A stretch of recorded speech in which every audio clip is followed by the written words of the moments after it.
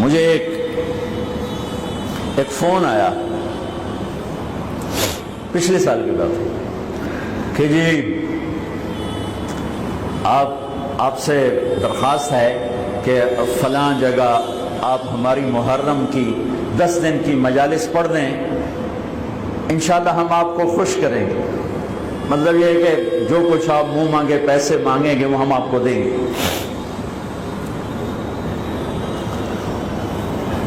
میں نے کہا میں نے نیت کی ہوئی اللہ اس کے رسول کے گھر کا مراسی بننے کی۔ جس گھر کا مراسی ہوتا ہے نا دوسرے گھر سے مانگتا نہیں ہے۔ ہمارے جو مراسی آتے ہیں نا تو میں کبھی انکار کر دوں نا تو ہمارے قریب 3-4 قومیں حراج، سنپال اور ہم پرانی قومیں، تو وہ کہ اچھا ہون موڑا سی حراجاں دے بوئے تے جا منگیے موڑے کیڈے شرم والی گل ہے توڑے واسطے کیڈے شرم والی گل ہے اسی حراجاں تو جا منگیے، اسی سنپالاں تو جا منگیے، اسی توڑے پیو دادے دے میراسی آئیں، اسی توڑے کو لینا ہے۔ تو وہ ایسی بات ہوتی ہے کہ انکار کی گنجائش نہیں چھوڑتے۔ کہا سے تیرے دادے پردادے تو لیندے ہم نے توڑے زیرے تو لینے ہیں، اسی کیوں جا بھی دوے دارتے تھے دوے بوئے تھے۔ میں نے کہا میرے بھائی میرے لیے تو سارا سال ہی محرم ہوتا ہے، میرا کوئی بیان اس گھر کی تعریف سے خالی نہیں ہوتا ہے، کبھی کوئی نکل جائے بات ادھر ادھر تو الگ بات ہے کہ میں نے نیت کی ہے کہ میں اس گھر کا مراسی بن کے مرنا چاہتا ہوں۔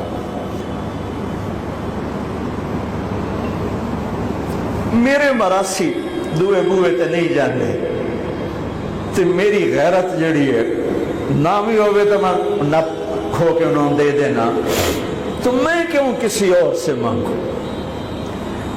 مجھے اگر لینا ہے تو اسی در سے لینا ہے، یہاں کچھ نہیں لینا۔ بنو امیہ کا بادشاہ ہشام بن عبد الملک طواف کر رہا تھا حج میں، حجر اسود پہ آیا، جگہ نہیں ملی، دھکے کھا کے واپس ہو۔ امام زین العابدین تشریف لائے تو ایک دم مجمع پیچھے ہٹ گیا اور آپ نے بوسہ لیا اور آگے چلے گئے۔ اس کے ساتھ شام کے عرب سردار نہیں پہچانتے تھے، وہ حیران ہو گئے کہ بادشاہ کے لیے راستہ نہیں دیا اور اس کے لیے راستہ دیا، یہ کون ہے؟ کہنے یہ کون ہے؟ تو ہشام جانتا تھا یہ کون ہے، تو وہ انجان بن کے کہنے لگا پتہ نہیں کون ہے۔ تو 7 فرزدق شاعر کھڑا تھا، کہنے لگا میں دسا کون ہے؟ انہاں کہا 10 فرزدق بہت بڑا شاعر تھا، تو اس نے 35 اشعار کا فی البدی قصیدہ پڑھا جس کی ابتدا ہے هذا الذي تعرف البطحاء وطعته الحل يعرفه والحرم ما قال قط لا الا في تشهده لولا التشهد لكان لاؤه نعم۔ میں آپ کو 2 شعر نمونے کے طور پر سنا دیے ہیں۔ یہ وہ ہے جسے تم تو نہیں جانتے ہو لیکن اللہ کا گھر بھی جانتا ہے اور مکے کا ایک ایک پتھر جانتا ہے اور ایک ایک پہاڑ جانتا ہے۔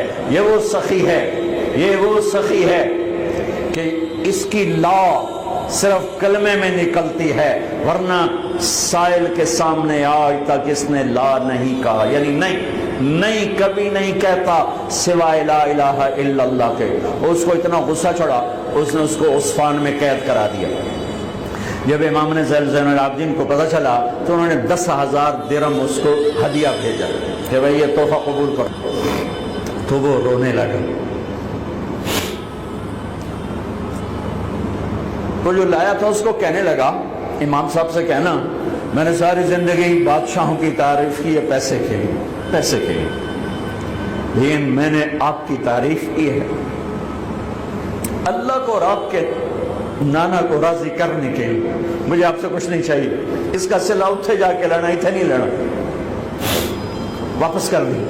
وہ بھی اہل البیت تھے تو انہوں نے فرمایا اس سے جا کر کہو تمہیں تیری نیت کا صلہ مل گیا، لیکن اہل البیت کے گھر سے جب کوئی چیز نکل جاتی ہے واپس نہیں آتی، تو میری منت ہے تو قبول کر لے۔ پھر ان کی دوبارہ بھیجنے پر اس سے قبول کیا۔